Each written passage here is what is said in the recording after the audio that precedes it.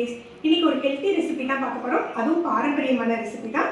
Already நம்ம சேனல்ல கருப்பு உளுந்து கருப்பட்டி சேர்த்து செய்யக்கூடிய களி ரெசிபி பார்த்துருக்கோம்.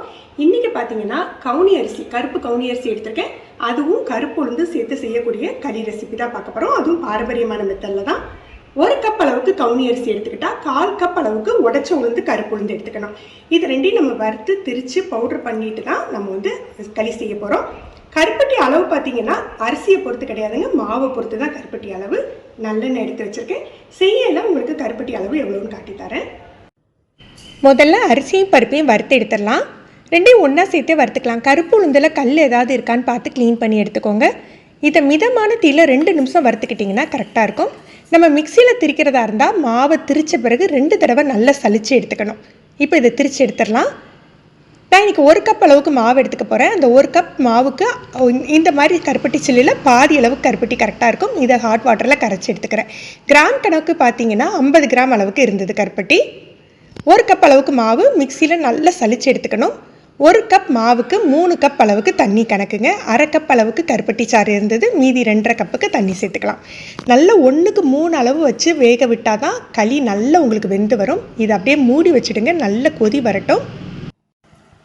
நல்லா கொதிச்சுட்டு இப்போ இதில் கொஞ்சமாக 1 டீஸ்பூன் போல் நல்லெண்ணெய் சேர்த்துக்கணும். நல்லெண்ணெய் சேர்த்துட்டு தீயை குறைச்சி வச்சுக்கலாம். மீடியம் ஃப்ளேமில் இருக்கட்டும், ரொம்ப லோ ஃப்ளேம் வேண்டாம். மீடியமாக வச்சுட்டு நம்ம எடுத்து வச்சுருக்கோம் இல்லையா, சலிச்சு வச்சுருக்க மாவை இப்படி மேலாக்கில் தூவிக்கலாம். இது மிக்ஸ் பண்ணி விட வேண்டாங்க, இதை கரைச்சும் விட வேண்டாம். நடுவில் ஒரு உட்டன் ஸ்பூன் இந்த மாதிரி உட்டன் கரண்டி போட்டுட்டு இதை மூடி வச்சிடலாம். இது எதுக்காக மூடுறோன்னா, நீங்கள் நல்ல டைட்டாக மூடி வச்சிங்கன்னா வேர்த்து சில சமயம் தண்ணி உள்ளே வடிஞ்சிடும். அப்படி வடியாமல் இருக்கிறதுக்கு இப்படி மூடி வச்சுக்கலாம்.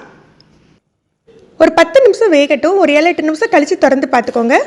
பாருங்கள், அந்த தண்ணி கருப்பட்டி தண்ணி வந்து மாவை ஃபுல்லாக உள்ளே இழுத்துருக்கோம். இப்படி இழுத்துக்கிட்டாலே வந்து மாவு நல்லா வெந்துட்டுன்னு அர்த்தம். இப்போ நம்ம அந்த உட்டன் கரண்டியை வச்சு மசிச்சுக்கலாம். லேசாக ஒரு சில கட்டிகள் இருந்தால் கூட அது நல்ல வெந்த மாவு அப்படிங்கிறதுனால ஒன்று போல் சேர்ந்து வந்துடும். நம்ம நல்ல கனமான உட்டன் கரண்டி இல்லது நீங்கள் மத்து இருந்ததுன்னா மத்து எடுத்து மசிச்சு விட்டுக்கோங்க. இந்த மசிக்கையிலே பார்த்தீங்கன்னா 1 நிமிஷத்துக்குள்ளேயே உங்களுக்கு களி நல்லா உங்களுக்கு வந்து செட் ஆகி வந்துடும். ட்ரெடிஷ்னல் மெத்தடில் இந்த மாதிரி தான் மாவை வேக வச்சு களி கிண்டுவாங்க. இப்போ நம்ம இன்ஸ்டன்ட் மெத்தடில் வந்து தண்ணியில் அப்படியே கரைச்சிட்டு கட்டி இல்லாமல் கரைச்சிட்டு அடுப்பில் வச்சு கிளறோம். ஆனால் அந்த மாதிரி பண்ணுறதோட இப்படி பண்ணையில் தான் உங்களுக்கு டேஸ்ட் ரொம்ப நல்லாயிருக்கும். இப்போ நல்லெண்ணெய் சேர்த்துக்கலாம். 3லேருந்து 4 டேபிள் ஸ்பூன் நல்லெண்ணெய். இது செக்கெண்ணெய் தான் சேர்த்துக்கிறேன். நல்லெண்ணெய் நம்மளுடைய விருப்பம் தான். செக்கெண்ணெய்ல நீங்கள் சேர்த்துக்கல உடம்புக்கு சத்து தான். இது அந்த காலத்துலலாம் பார்த்தீங்கன்னா ஒரு 3 நாள் வரைக்கும் கெட்டு போகாத மாதிரி செய்வாங்க. அதுக்கு என்ன பண்ணணும்னா, இன்னும் வந்து ஒரு 1/4 கப்பு எண்ணெய் விட்டுட்டு நல்லா அடுப்புலேயே போட்டு ரொம்ப கெட்டியாக்கி விட்டுருவாங்க. இப்போ நம்ம ஒரு நாள்லேயே காலி பண்ணிடுவோம் அப்படின்னா இந்த பதமே நமக்கு போதும். இந்த பதத்திலேயே நீங்கள் எடுத்துடலாம். நல்லா ஒரு 2 நாள் வச்சுக்கணும் அப்படின்னா இன்னுமே நல்லெண்ணெய் சேர்த்து அடுப்புலேயே ஒரு 15 நிமிஷம் போட்டு வைக்கணுங்க. குறைஞ்ச தீலையே போட்டு கட்டியாக்கணும். அப்படி பண்ணையில் தான் உங்களுக்கு வந்து அந்த இது கெட்டு போகாமல் இருக்கும். இப்போ நமக்கு களி நல்லா செட் ஆகிட்டு எடுத்து ஆற வச்சு நம்ம கிண்ணத்தில் போட்டு பரிமாற வேண்டியதான்.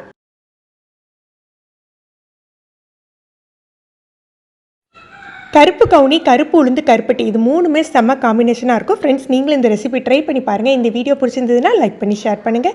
நீங்கள் ஃபஸ்ட்டு இப்படி ரிலாக்ஸ் ரெசிபிஸ் பார்க்குறீங்கன்னா மறக்காமல் நம்ம சேனலை சப்ஸ்கிரைப் பண்ணிக்கோங்க. கீழே இருக்க பெல் பட்டனில் நீங்கள் ஆல்ங்கிற ஆப்ஷன் செலக்ட் பண்ணி வச்சுக்கிட்டிங்கன்னா நம்ம சேனலில் வீடியோக்கள் போட்ட உடனே உங்களுக்கு நோட்டிஃபிகேஷன் கிடைக்கும். தேங்க்யூ.